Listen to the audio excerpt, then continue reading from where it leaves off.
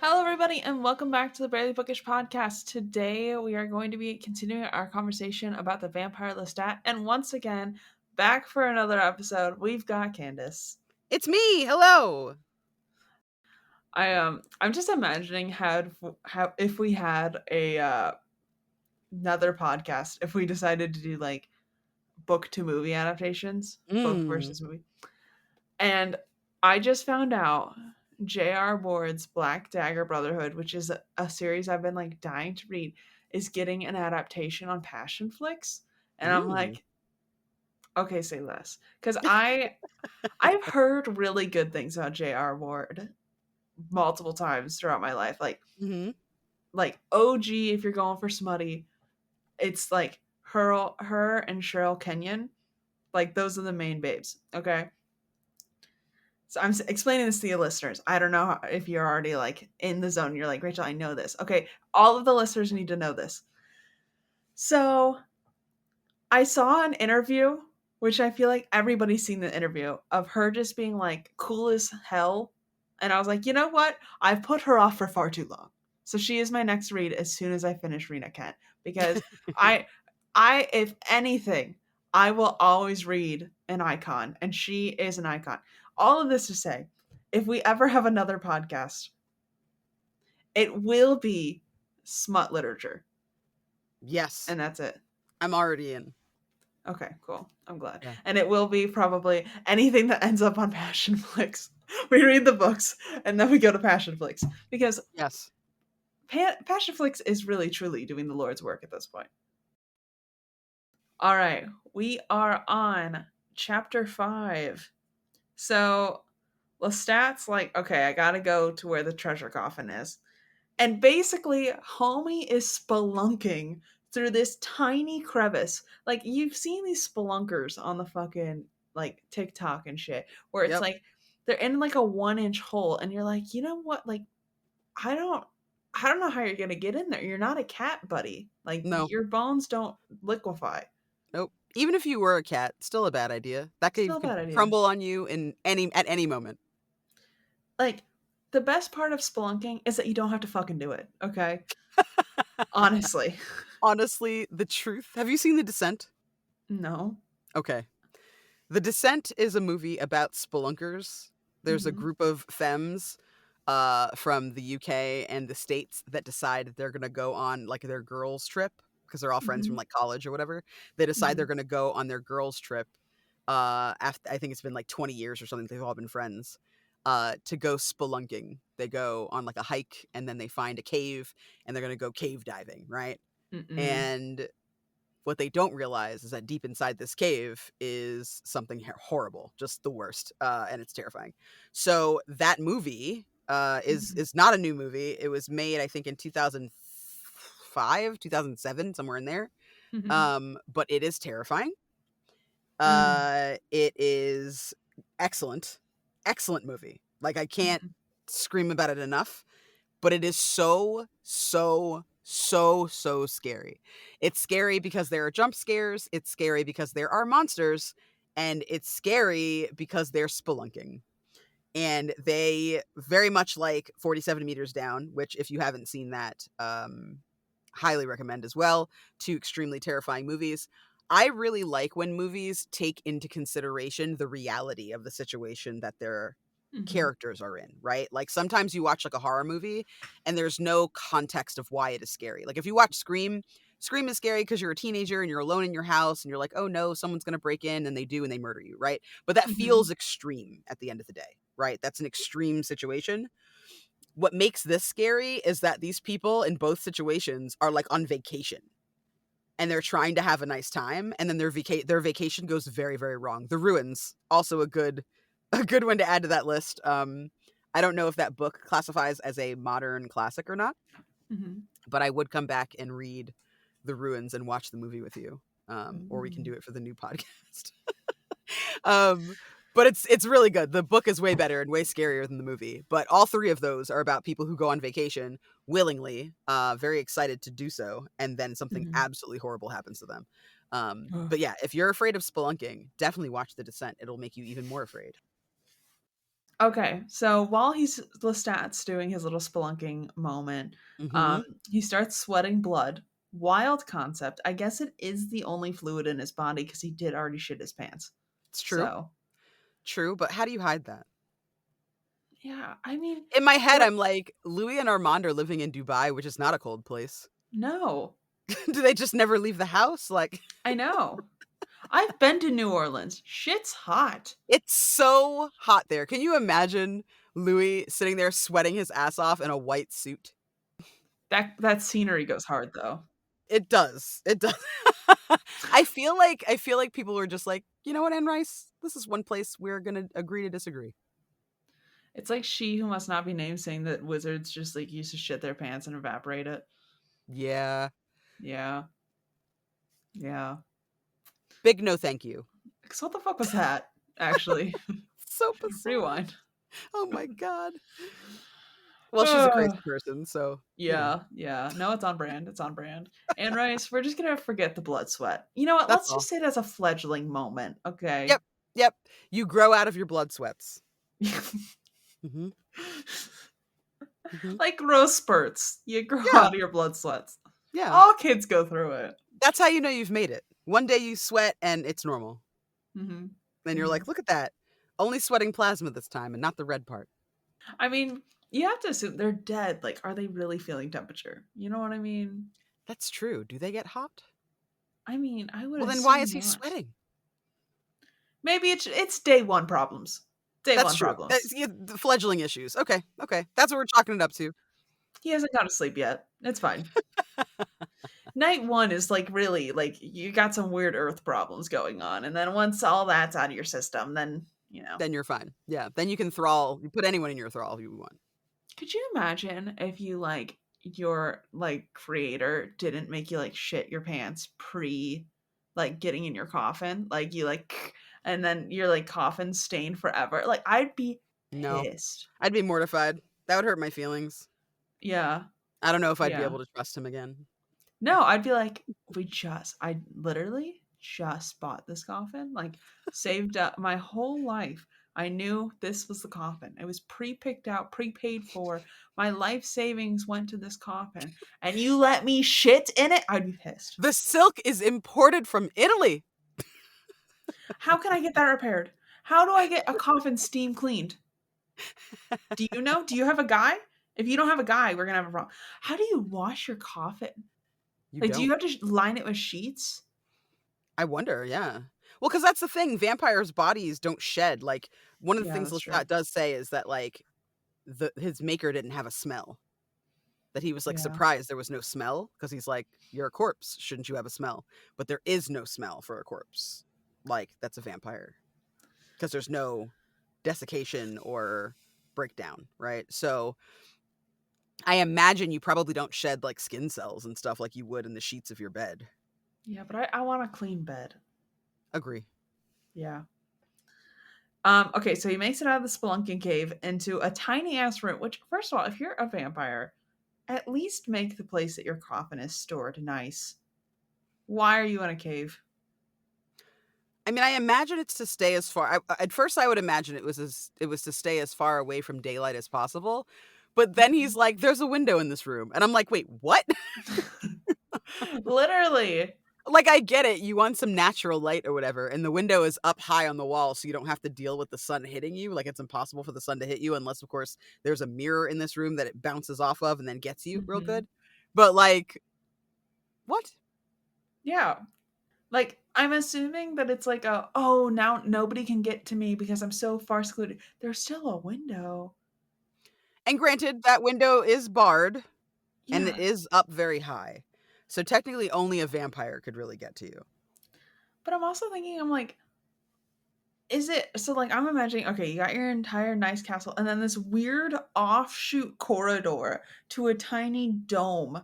And they're like, yeah, that's where the vampire sleeps. I don't know why. We have the rest of the castle. But he thinks nobody can get him there, and we just gotta let that happen. No You one's know? trying to get him, so we just do what he wants. He's like a couple thousand years old. No one cares. And you know, a few years ago he got on this weird like morality thing when he got close to like realizing that he's ready to go. So he only hunts serial killers in the area. So we just kind of keep letting that happen. Problem takes care of itself, really. Yeah, honestly, I mean, I I think it's kind of weird though because he did start saying that like he craves serial killer blood. So we're not really sure what that's about. But it's working out. So The butcher is afraid for his life because, he does take lives, but not in that kind of way. But also, mhm. we've run out of regular serial killers. So he should probably look out. But other than that, our town is great. Nobody here dies most of the time. We did start like slightly dropping hints to him about other major cities with like serial killer problems. Um, and he suddenly started asking me about Expedia. I don't really know why a multiple thousand-year-old vampire can't just fly full like first class, but that is truly none of my business. He seemed a little hurt, like we were trying to get rid of him. And I tried to explain, no, we just want you to be healthy and safe. You can go to these other cities. There are so many more murderers there, just per capita. And I don't know. I mean, he's on the next flight, but I'm scared he's not coming back after this. If a recording style of all of the vampires like staff in What We Do with the Shadows esque Hmm. filming, peak. Oh my goodness. Peak. I'd laugh so hard. I'd pay good One of the money for that. I think one of the things that I really like about this book and about how Anne Rice characterizes Lestat is like he hates whining. And like one of the quotes that I always remember from Interview with the Vampire is like that's what he says. He's like, Louis, always whining, Louis, whining, right? He gets so mad at Louis whining all the time and being upset and like complaining all the time. And I'm like reading this book, right? Specifically this chapter. And Mhm. he's like so much softer than the Lestat from Interview with the Vampire, but he Mhm. still hates whining. Like he goes on for like a Yeah. minute, not just about other people's whining, but also his own whining. He's like, "Ugh, Mhm. I can't be around here whining about being a vampire this whole time." Like just Literally. shitty. And I'm like, "Man, your mom really rubbed off on you." Because his Mhm. mom also hates whining. She told him to stop being a crybaby or whatever. So I'm like, Mhm. man, that lady did a number on you, friend. Did a number on It's you. so Gen X. You know what I mean? Yes. Yes. My mom didn't know enough to like not raise me like I was some kind of like, I don't know, heathen. So now this is who I am. And as much as I hate my mom, I'm basically just her. So that's my life now. Literally. Literally. Lestat's like, well, I did go through crippling trauma, but who doesn't amongst us? Anyways, moving right along. So, yeah, just bawled my eyes out for 10 minutes, but then I remember only piss babies do that. And then I got up and I went to fucking work. That's Lestat. Okay, also, so he then, after like being in this room, he throws his soiled clothes into the fire, puts on the new fancy clothes, which I'm like, you're not gonna shower? That's Nope. crazy. He wipes down, is what he does. He does a wipe down. I mean, we've all done a wet wipe shower, but like, before you put on your fancy clothes, sleep naked. Lestat. Who's going to judge you in your super tall, high up room with tiny bars? Who's going to judge Yeah, you, friend? no one else can get in there. I Literally mean, no you're one. already a vampire. Like, just sleep a little naked. I would not be putting on the fancy rich boy clothes when I like am dirty. I wouldn't. I honestly, I'm not even gonna lie. I would not be getting into the coffin. I'm gonna have to spend like at least multiple days in until I figure out how to source my own coffin. Hmm. Like dirty. Okay, Yes. you did shit your pants, Lestat. We know. We all know. Everybody know. You wrote it down. He wrote that shit You've down. told the whole world that you just pooped right in your pants. Just pooped right in them. You know what? At least he's gonna stand on it. That's true. I have to respect it. Literally and physically. Hmm. Hmm. Yeah. I have to respect it because I don't like if that happened to me, I would just admit that. I would that would not be in my memoir. And if someone asked me about, oh hey, when I turn to a vampire, I shit my pants. I would be like, that's kind of weird. I don't think I asked you that, but I mean, thank you for sharing, I guess. Yeah, I don't think I would also reveal the information that yeah, me too, buddy. I think I would be like, okay, let's never talk about that again. Oh my god. Oh, horrible. I mean, at least he had like the wherewithal to throw his like shit pants into the fire, so That's that's true. good. That's Because very I true. mean, I guess now you have like stinky poo poo warm though smells, which is not great. I don't In know. your house, just In, redolent in your fucking space, poo in poo your three smell. by three cave. I can't. I can't. Mm-mm. I can't. Where is the smoke going? Is there a chimney? Because now that's 2 points of entry in this room. You're right. You're right for that. Who started the fire, by the way? I would love to know. Has it just been burning all day? Yeah. Like, did Magnus be like, all right, I'm gonna go grab a little vampire boy, little fancy blonde vampire boy, turn him, go start the fire. Then I'm gonna start my own fire.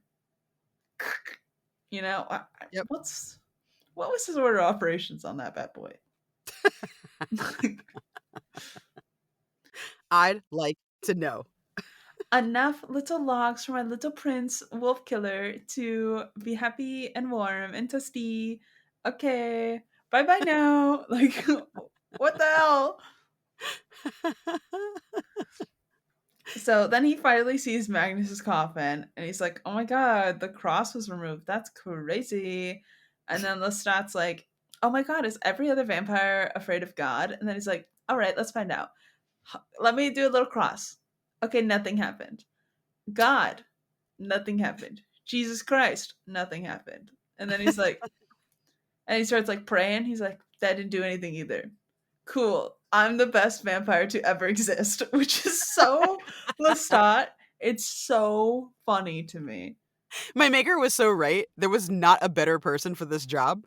I'm here, and honestly, I'm probably going to do a really bad job at it. But I am the prettiest candidate, and that counts for a lot. It's giving Vampire Elwoods this whole scene. Yes. It's Yeah. giving it's giving I'm just going to try my hardest. And I'm going to Hmm. smile the prettiest, and people are going to love me.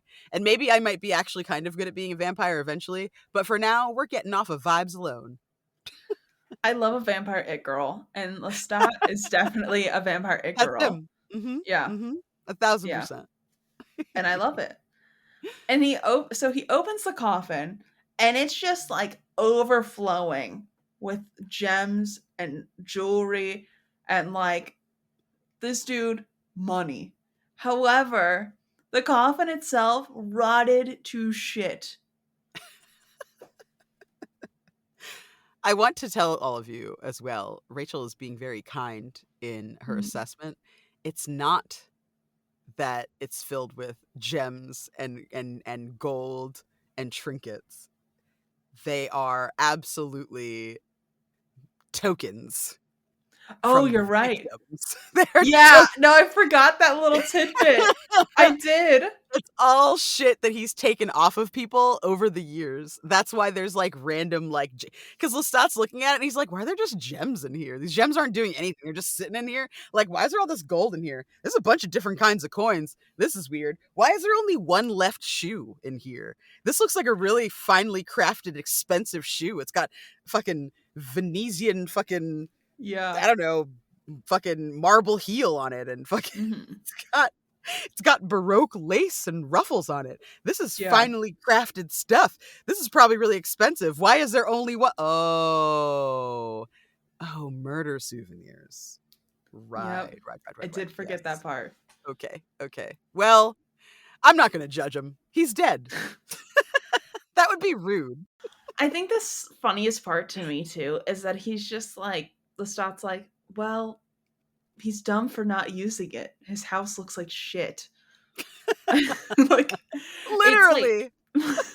Magnus is like, these are the tokens of the people I've killed. And Lestat's like his little pan too of like his interview room. And he's like, as soon as Magnus is gone, I'm fucking selling that shit.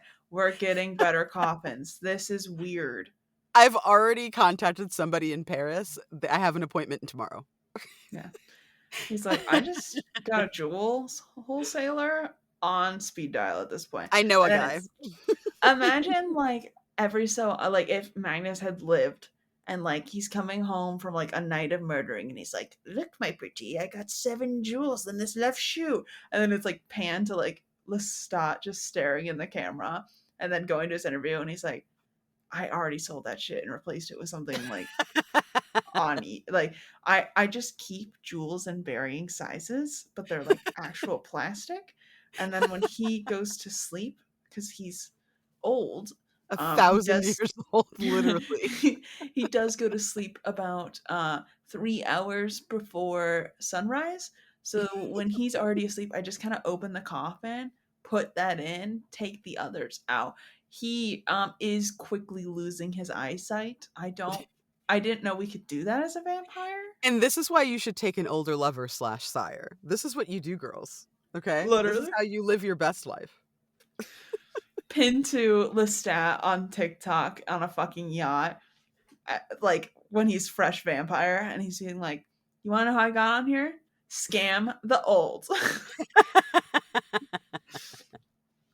If your sire isn't at least 1,500 years old, get a new one, babe. What the fuck are you doing? You're young, you're hot, and they're old and decrepit. Get your bag. Oh my god. Theme of this podcast episode is get your bag. Sorry. Literally. Nothing wrong with it. Oh my god. So Lestat looks in the mirror and he's like, "Oh my god, my skin is perfect. My eyes are a different color though. Weird." Also good though. Looks nice on me. Yeah. Immediately he's like, "That's weird, but it's a sleigh." So moving on. So Lestat starts checking out his new house after crying about being a vampire for a second. And then we're on to chapter 6. So freaking Lestat's like, all right, we gotta get a lay of the land. Like, now I know where the coffin is. I know that there's money in there. Let's go and look around a little bit. So he finds out that freaking Magnus kept all of his kills in his own house, just in a pile in the basement. Dude. Serial killer vampire, okay? Serial killer Literally. vampire. That's what we're dealing with, everyone. This isn't Mm-hmm. just like a Lestat's walking downstairs and he's like, something smells weird. I don't know what it is. Oh no, there's bodies here. It's, oh, oh no. There's like a Mm-hmm. lot of bodies Mm-hmm. here stuffed into one room. That Mm-hmm. is not even like a room-sized room, because we already know Magnus doesn't really think that a room-sized room is actually a room, because his little Mm-hmm. fucking shithole upstairs isn't barely the size of a closet. So when you think about the size of this quote-unquote room where the bodies are, I immediately went, well, how big is this room? If you Yeah. think that that's a room, then what is this? Is this actually a toilet? Is it a water closet? Is that Mhm. how large? Is there enough room for one person to stand next to 18 bodies of young men that all look just like Lestat, mind you? Mhm. They all look just Mhm. like Lestat. Like, it's that moment where you're like, man, I was so special. I'm so glad that this guy loves me so much. Like, he saw Mhm. how special I was and how wonderful I was. And then Maury Povich is like, are you familiar with his exes? And then shows you, like, all the people that your boyfriend has ever dated, and they're just you, but worse. Yep. In various states of like looking miserable. That one's slightly thicker than you. That one's slightly skinnier than you. That one's hair is lighter than yours. That one's hair is slightly darker than yours. That one has Mhm. blue eyes with green tints. That one has green eyes with blue tints. Like literally looking into a mirror, but everybody that's there is just done. I feel Yeah. like there's a movie where this happens. I don't know why it's escaping me right now, but there is a movie where someone doesn't realize that they're a clone. And Mm. that's how they find out they're a clone. They like find the bodies, and it's just like a room of them, of like all of their different bodies, of like all the times that they fucking died before that one. Is And they're that just not in the faced with that. Matrix? Yes, I think it might be. Okay. I was gonna say, I'm like, am I crazy? It might be in the Matrix. Mhm. But where you're just like, oh, okay. Yeah. So this has happened before. Well, Mhm. hopefully this time's better. Yeah. Lestat, full crisis, Oh my obviously. god, loses his Like, mind. Which how could you not? Yeah, no, I 100%, if I was like, wow, crazy that this vampire decided to turn me, blah blah blah, let me go explore this new house. At least the old guy offed himself already, so I don't have to worry about that. I'm going to go explore my new house. Oh, here's a bunch of clones of me, they're dead. That could have been me. Guess he likes that I killed a wolf once. Anyways, he does vomit up blood, which I would Gross. too. Yeah. And then he like kind of goes psycho and starts licking blood off the ground for some dead guy, which I was like, what are we doing here? And then he also almost gets burned alive from the morning sun, has to sprint his way back to the tiny crevice, spelunk the way through, and then like run into the coffin because he almost dies. I mean, this is why you should raise your vampires. I too have almost forgotten my curfew as a child and then had to rapidly bike ride home before while the sun was actively setting and try and throw it into the garage and like be real chill about the fact that I did almost miss curfew. So, I same mean, you're vibe. basically just describing me playing Stardew Valley. Yeah. No, literally. I know it's 1 o'clock, okay? I know. I'm doing whatever I can to get back, but I am very slow and my legs are short. And even running, that's not enough time because it takes 14 hours to get across this village, okay? That's not my fault. The amount of times I've passed out like inches from my own bed. Ugh. Or on like the front door and you're like, no. Yep. Surely they won't charge me for passing out on my front door. Oh, they will. Okay. Well, That's why I've never romanced Harvey, because what the fuck do you mean my own husband's gonna charge me? fuck that. No. That's not a perk if Divorce. you romance him? No! No, fuck that. What's the point with him and his Yeah. creepy mustache? I don't think so. Mm-mm. If I don't know if it is since latest patch because there was a lot of updates when you marry people now. Mhm. So I don't know since then, but OG game, that was not a perk. And that is truly the only perk to marrying Harvey would be okay, free medical care. Yeah. Like, you're telling me if you marry a husband in real life or a partner of any kind in real life and you like fucking pass out, would your doctor person be like, "Oh yeah, sorry, love of my life. I did have to pick you up and bring you to the bed, so that'll be $500." Honestly. Pissed, Honestly. pissed. Mm-mm, mm-mm. Ugh. No. Sickening. Couldn't do it. Sickening. So then we're on chapter 7. He wakes up because he's thirsty, which, yeah, I am also parched when I wake up in the morning. That's why I have water on my For nightstand. sure. Yeah. Can you imagine a little vampire fucking Stanley cup of blood so you can like have a quick On little midnight on a treat? little warmer. Yeah, cute. I'm Yeah, not that's gonna adorable. lie. I I'd love do that. that shit immediately. I would girly pop my vampire life. Yeah. Yeah. 1,000%. I mean, why wouldn't you, really? That's what I'm saying. Right? What's the point?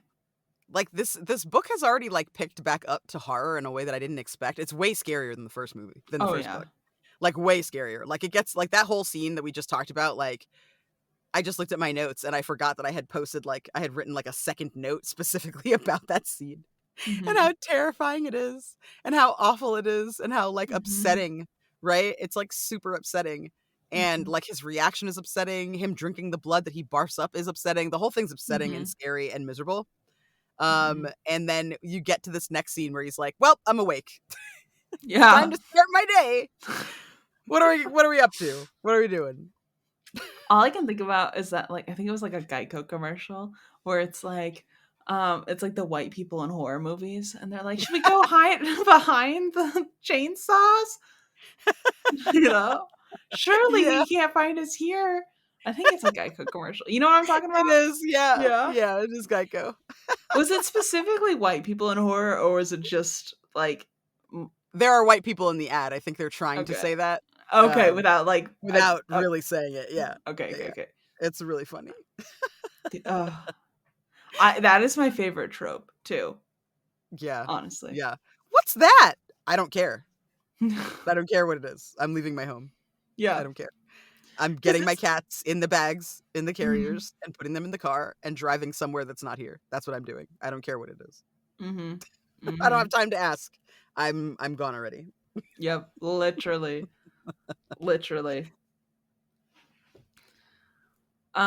So then there's a human servant that walks in the house and he starts like calling out for master, and I was like, oh no, I feel a little bad. I feel a little bad. Don't feel bad. He's rude as fuck. No, he is rude as fuck. He's an actual asshole. So the servant, upon seeing Lestat, immediately is like, yeah, fuck you, buddy. Who the hell are you? And he's like, you're a vampire. I don't give a fuck. And then um found out that this servant is the one that like took care of all of the dungeon clones of Lestat. Mm-hmm. And Took care in so quotation marks, y'all. yeah, yeah, yeah, yeah. Very loosely saying took care. Yeah. Like definitely participated. I mean, this man has been going downstairs into that secret room, which, like, Mhm. how does he get downstairs into the secret room, by the way? If you have to crawl through the little wall, and then in that room is the door? You don't know. He crawled out and Got then it. He went crawled back out in. and then Mhm. okay. All right. Mhm. So that man, that means so we know that Lestat is a vampire and Mhm. he has already pooped himself and watched a man burn alive. So he's like not a slouch, right? Like Mhm. he's seen some fucked up shit and he's still standing. But this man, this servant, every day would go down and deliver food and water to Mhm. a man that is in a room surrounded by actively rotting corpses and was fine with that. Yeah. He wasn't sick. He didn't freak out. Like, he No. looks at Lestat and is like, "Who are you and why are you here?" Immediately gives attitude. Mhm. You're just like all the others. You're gonna die soon anyway. What are you doing out of your cage, basically? Literally. Oh my god. Literally. Oh my god. Miserable. Yeah. So then Lestat's like, "Hey, guess what? Um, yeah, your master's dead."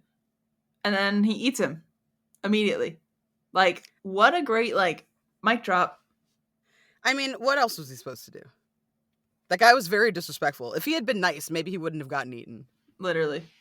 There's another boy outside that's like useless, doing absolutely nothing, just sleeping on the job. Much Yeah. better candidate to have been eaten, Mhm. in my opinion, than the sinewy old man that sucks. But Yeah. he sucked, so he got sucked, and now he's dead. And nobody will miss him. Truly. Truly.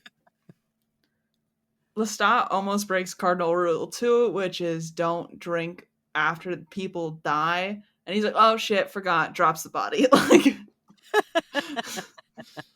I'm just imagining him being like, "This body's like obviously let me just drop it." And he's like, "Okay, this place is a shithole anyways." Just leaves it there, keeps on rolling. Basically. Yeah. But he does end up dragging the body to rot in the dungeon with the rest of them, which is very like poetic, I guess. Yeah, it's giving comeuppance. Mm-hmm. Mm-hmm. Then we're on to chapter 8. So Lestat's like, all right, enough fooling around, everybody. This is day 2 of vampirism. Time to go figure out what my superpowers are. Which, yeah, no, I'm not even gonna lie. Immediately, me too. I would have been like, okay, obviously, I must have more to me than just like not dying anymore. We're gonna go test out the superpowers. So he goes into the horse stall, finds 4 horses and a carriage, and he's like, my first reaction, I was like, well, shit, you just killed the stable hand, so what are we going to do? But there is, as you mentioned, the kid that's sleeping in the back, so we're good there. Somebody's looking out for the horses. Lestat has his first good decision, which is, yeah, I probably should not go to Paris day 1. So instead, he turns the opposite direction, finds a tiny little town, breaks into their church, and starts seeing what happens. I love Lestat trying to figure out his whole like religion moment and being like, does God hurt me? I like him like testing out his vampirism. Mm-hmm. Like, I don't know if this is hilarious to anyone but me. It might just be a very select experience for myself. But like when Lestat is like, I'm gonna throw this rock as hard and as far as I can Mm-hmm. just to see like what he can do. I I had this vision in my mind of those children that play outside your house. Like immediately. Yeah. I was like, Lestat throws rock. Literally no one 3,000 miles away. Ow! What the fuck? Literally. For context, everyone, I have children in my neighborhood that play in the street in front of my house, even though it's not in front of their family's house. Like their family's house is like around the corner from mine, and like so like they walk all the way down to play directly in front of my house where my car's outside, and they play with like a baseball bat and a baseball, and we have fields in my neighborhood. And maybe I'm just too judgy for kids actually being outside for once in their life, but I'm terrified that this baseball is going to go into a car window. My car, because they play in front of my house instead of in front of their own parents' house. Go, the house is down. It's fine. It's a whole thing. A whole thing. There's like a field, like a um parking lot that's like just a lot that hasn't been built on yet, close to my house too, which is just like shells that they could also go to. It's literally just up the street.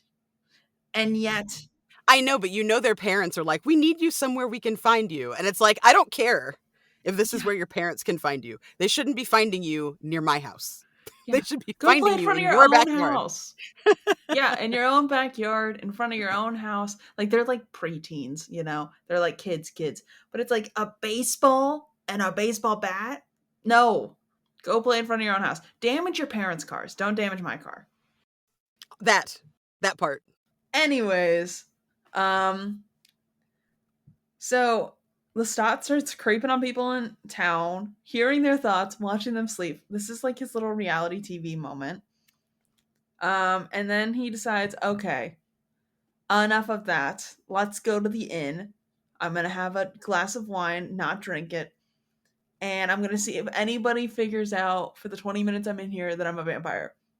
Which is so funny. Like it's giving like when like D-list actors go into like Does thing. anyone recognize me? Yeah, literally that's what it's giving right now. It's so funny. He's like, people are staring at me, but I think it might be because I'm hot. I want to be this level of Delulu all the time. I want to carry myself and be like, yeah, the only reason anybody's looking at me is because I'm hot as fuck. I I want that to be mean, me. what's wrong with it? I need that for me. I need that level of confidence. I feel like it would do me a great service. I agree. Yes. Approved. Yeah, that's what we're getting off that. That's our morality for the episode, our life lesson. Um, so he's loving being a vampire, Mm-hmm. and then right before he goes to head home for the night, he feels a presence in the graveyard. That's right. Oh my Yeah, gosh. and he's like, what the fuck is that? Like I just he like full like dead pauses. And like not like normal people like horror feeling a creeping feeling where you're just like, okay, maybe if I like don't acknowledge it, it'll go away. He No. like dead pauses, straight up looks at it, and he's like, what the fuck are you? And it's like, peace. Yeah. Leaves. And it's like once it realizes like it has been sensed. It's like, fuck, get out of there. And so he's like, oh, chases the shit. Oh my He's like god. dead sprinting. And he's like, I knew that it was afraid of me. And I was like, let's stop. Yeah. Like, I'm imagining like fucking teenage kid ghost, like in the graveyard having the little edgelord moment. Yeah. Like being like, I'm such a darkness. badass. Yeah. And like looks out, sees Lestat, and he's like, oh shit, there's another vampire. What the fuck's he doing?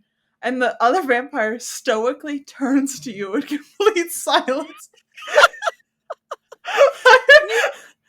Can you imagine if you're this like teen ghost and you've been standing this weird entity that lives in that weird tower by Mhm. himself? He comes out in like these tattered clothes from like 355 years Mhm. ago, and you're like, man, what a fucking cool guy. What a diva. Do you see? He like doesn't compromise for anyone. I haven't seen him in a while. Uh-oh. Who's this new guy? Well, I'll just watch him. He can't see me anymore. I've been trying to practice being invisible. That other man was a creature so well. I'm just trying to do my creature thing. I've been studying under this other Magnus-looking creature, and now you're here asking me a bunch of questions about my life. I don't feel comfortable, sir. Mhm. Yeah. I can't imagine. Can't imagine. I'd be so out of there immediately. I'd be like, "All right, yep, that's it. That's it. That's enough for me. I I'm was not gone." prepared to do this today. Like lacing up the Doc Yeah. Martens real quick. He's like, "Fuck, fuck." Oh my god. Oh my god. Okay. Lestat's like, I'm gonna get him. I'm gonna Yeah. find him eventually. I'm gonna keep looking. I'm like, will you stop? Look at what happened the last time you insisted on finding out what was following you. Do you see Mhm. what happened? Are you noticing a trend here? Maybe you just chill the fuck out and take several seats. Mhm. Maybe that's what you do instead. Like, what the fuck? Literally. And then we got fucking our teen vampire just like doubled over and be like, "Oh my god. Oh my god. I can't believe it. None of my friends are gonna believe this. What the fuck?" And Lestat's brooding. He's like, "I will return home, but be forewarned. I will find you. I will hunt you down. I will make you pay for looking at my." Oh my god. This kid's like, I was just minding my own business. He's like got to circle back because his like fucking coffin's in the crypt. He's like, "Motherfucking, I'm so far away from home now. I was literally just gonna go to bed, and I was just like, what the fuck's this other vampire doing? I've never seen one in town here. Like, I'm the only vampire in town. I thought I had a good fucking spot." Um, and then he chases me out of my fucking home. I literally was buried right there. My name is on that fucking crypt. Where am I to lay my head now? Oh my god. Oh my god. I love the sassy teen vampires we create in these episodes, honestly. Someone out there in the ether that's listening to this needs to make a little comic book and Ugh. give us a shout and a credit. I okay, I can't remember. There's what podcast is it? Where it's like my brother and me. Mm-hmm. Yeah, Yeah. McElroy's. Yes. Mm-hmm. It's like sometimes they get little fan cartoons, and I'm like, man, I would love Yeah, a fan I cartoon. want that. I want that. Same, Yeah, me with like same. all of the like 20 people that love and support me. I appreciate all and each and every one of you. If I could give you each a little forehead kiss, I would. But also I want a little animated thing. I just think it would be fun. Yeah, yeah. I'm not gonna lie, I would cry. Um, But that's what you do when you get a good gift. So yeah, someone's definitely gonna do that to make yeah. you cry. I love making people cry with my gifts. It would just be like I would buy one of those fucking like I don't remember what those are called, but like the virtual frames. I would buy Mhm. one of those just so that like on my desk it's just the animated thing replaying Oh, continuously. yeah. Yeah. So whenever I'm sad, I can look at it. That's precious. Yeah. And it would be hilarious if it was the teenage vampire vampire running away from Lestat, if that was just like a quick little like GIF animation. And that's what I keep like crying over, and people are like, what the fuck? It's an inside joke. Don't make me You just explain it. don't get it. Just like listen to the Fairly Bookish podcast. Like, all right. Well, that is all we have for this episode. Where can the people of the internet find you and all the stuff you're working on, Candace? I'm Candace. I go by Candace Magnificent and Candace McAfee on social. You can find me at the Candace Marie on Twitter and Blue Sky, and at Candace Magnificent everywhere else. I'm a TTRPG performer, voice actor, writer, and I do a bunch of other stuff too. You can see me on the latest episode of Narrative Telephone from Critical Role if you go to Critical Role's YouTube channel. You can also hear me in City of the Black Rose, Herald of Shadows over on Three Black Halflings podcast. It's really good if you like any kind of steampunk or dark romance or dark fantasy. It's that kind of series, except everything is improvised. You can also hear me in the audio drama Partial Veil, which is like Fargo meets cosmic horror. And you can also see my work in the video games Banshee, available on itch.io, and Monaco 2, available on all consoles and Steam. So cool. Thanks, I'm really trying. I love it. And then we'll also see you all here in 2 weeks, unless you're getting caught up, which we'd love that for you. So we'll see you all in the next episode. Bye, everybody. Bye!